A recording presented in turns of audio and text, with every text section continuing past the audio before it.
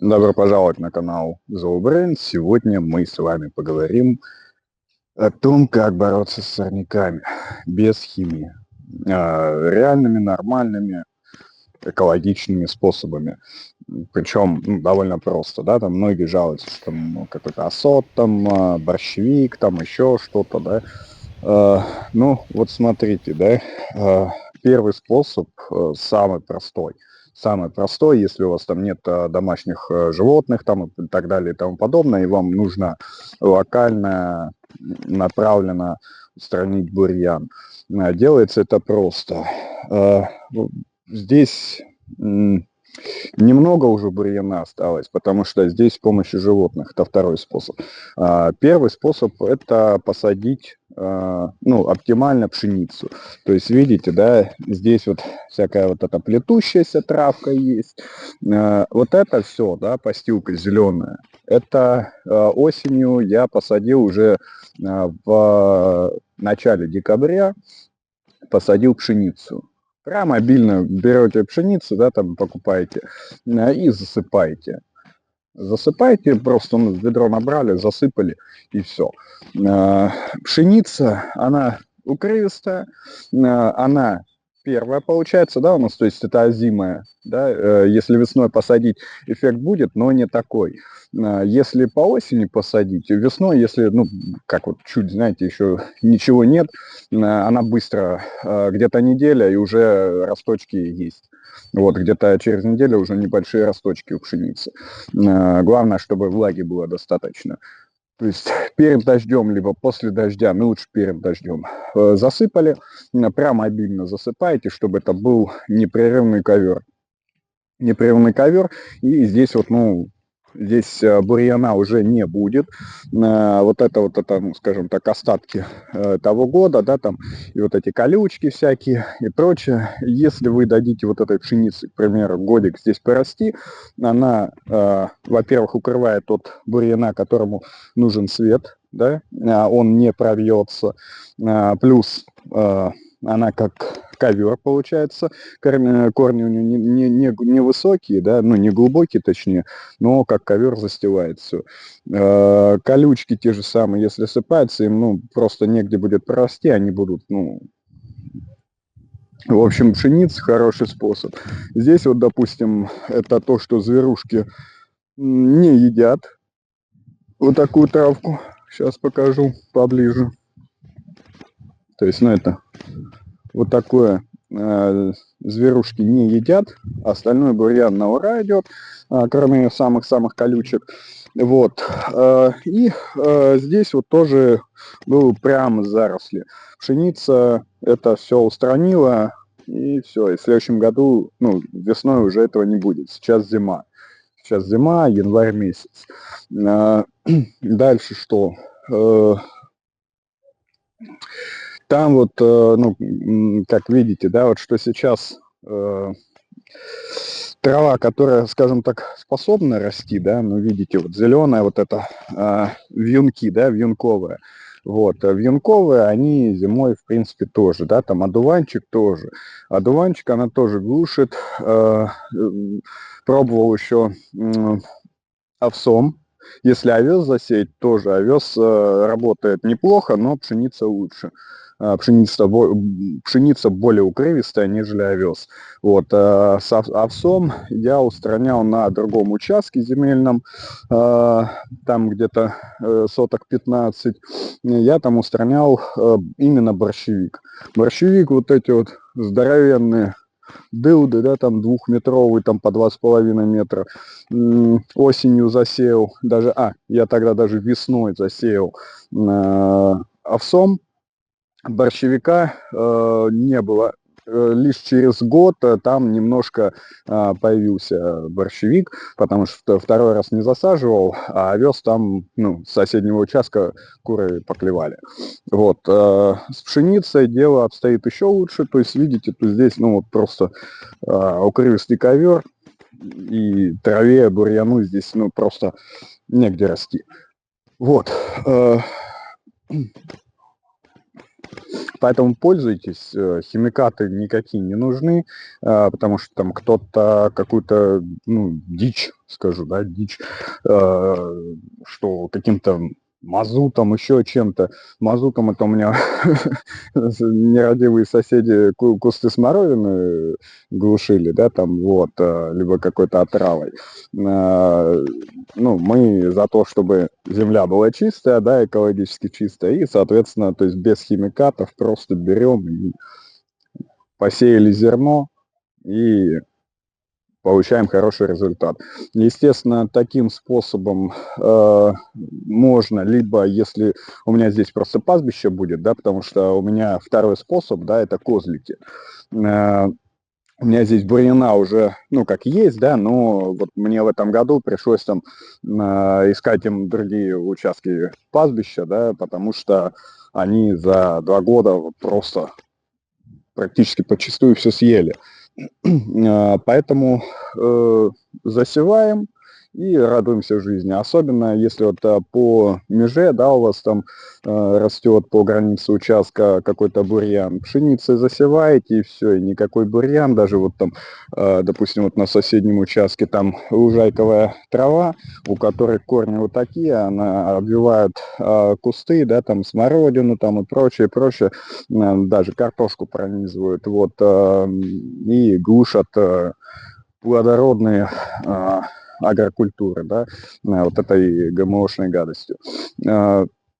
Поэтому пшеница тоже это уничтожает, и эта дрянь тоже тут не растет, ГМОшная лужайковая травка. Вот. Здесь с пользой, еще и пшеница будет. Следующий способ. Следующий способ, как видите, здесь, да, немного. Это летом здесь у меня паслись козы. Ну, честно, шикарнейшие животные в плане устранения сорняка. Здесь, ну вот, вон те колючки, если видно, да, на камеру. Сильно топтать пшеницу не хочу. Вот эти колючки, они, ну, не особо едят, не особо любят. А другие, вот, чем, знаете, чем более бурьян, тем они его больше любят. Вот нашел на той делянке, где у меня козы не пасутся, потому что там клубника у меня. Вот такой вот бурьян. Я не помню, как он называется. Вот этот бурьян, они, козы, едят на ура. Они в первую очередь поедают вот эти вот семена, да, они поедают семена, а потом уже все остальное. То есть вот такой бурьян, да, он самый-самый, он высокий, на нем очень много семян, и вырывать тоже не здорово. У него сильное корневище, сильное, длинное. Вот. Козы очень любят этот бурьян, особенно семена. Вот. Здесь, допустим, был такой бурьян, вот там деляночки, ну это вот колючки, да, остались вот такие. Вот. Вот этот бурьян они очень-очень-очень-очень любят. Причем у коз специфика такая, если, допустим, взять крупный рогатый скот, да, они больше любят вот такую там травку всякую, да, а козы, интересно то, что они именно вот, ну, самый-самый бурьян, вот, который бурьян да, с кучей семян, который высокий, они на ура съедают. Допустим, у соседа там на другом участке, да, там трава обычная, да, трава, вот, которая потом на сено идет, ну, вот такая была. За месяц где-то они съели, там соток 7, наверное. И в первую очередь они ели не вот этот вот обычную траву, да, а именно вот находили бурьян, его съедали, а потом уже переходили к обычной траве. Это вот специфика коз. В ролик я ставил, как козочки пасутся и что они там едят и любят. Вот, поэтому от коз прок хороший. Более того, в этом году я их до последнего не выпускал на улицу и на огород. Вот хотел, чтобы, я думал, что бурьян вырастет, потому что до этого я, ну, уставал от того, что каждую неделю надо косить. Каждую неделю надо косить. Сейчас мне вот пришлось засеять пшеницей, чтобы, ну, и бурьян, да, чтобы его вообще искоренить, да, под ноль. И плюс еще для того, чтобы козочкам была кормовая база. Потому что везде, где они паслись, самый вот этот высокий надоедливый бурьян, они его съедают. Трава вот мелкая, да, которая обычная, да, она растет, они ее, что там, верхушки подгладывают и все, да, и у меня, смеюсь, соседи, ну и вот кто знает, говорят: Алексей, говорит, дай нам в аренду козочек, потому что, ну, идеальная лужайка. Перед домом реально идеальная лужайка, которая вот, ну, обычная трава, да, они ее подгладывают, и вот всякие газонокосилки, там еще что-то отдыхают, даже рядом не стояли. Более того, после газонокосилки трава лужайковая, да, она желтая становится, желтеет. После козочек она как была зеленая, так и есть. Самая зеленая лужайка и самая ровненькая лужайка. И плюс еще, если я люблю босиком ходить летом, если брать после газонокосилки, да, она колется трава, а после козочек она, ну, нежная, мягкая, то есть как по ковру ходишь, вот, очень приятно. Поэтому, ну, вот второй способ борьбы с сорняком – это козы. Козы либо овечки, овечки то же самое, ну, плюс-минус, да, ну, принцип тот же самый. Единственный нюанс, если у вас есть деревья на участке, ну, либо если вы будете козочек выпасать, да, ну, там, на веревку, колышек, да, веревочка, ошейничек и все, да, и они те зоны огорода очищают, которые вам нужны. Если вы их будете выпасать возле деревьев, если вы их будете выпасать возле деревьев, то будьте готовы к тому, что рядом с молодыми деревьями ни в коем случае нельзя, потому что деревьев не будет, потому что, ну, козы, они любят ветки, листья, молодые ветки, да, на зиму козам запасают веники, то есть молодые побеги, да, какие-то, ну, там, до 2 там где-то метров, да, берем, собираем, связываем, как веники, сушим и на зиму даем. Вот, чтобы разнообразить рацион питания. Поэтому, если вы привязываете рядом с деревьями, но если это высокие деревья, будьте готовы, что низ, ну, козы, они становятся, опираются на дерево передними лапами, и вот, ну, на высоту вот, ну, примерно вот такую, да, в зависимости от породы козы, там, и от возраста козы или козла, да, вот, вот примерно на эту высоту. Более того, допустим, у меня, ну, козел, да, что делает, он старается добраться до ветки, если она гнется, да, он ее гнет, сам не может листву съесть, вот, но он ее гнет, опускает, а козы объедают.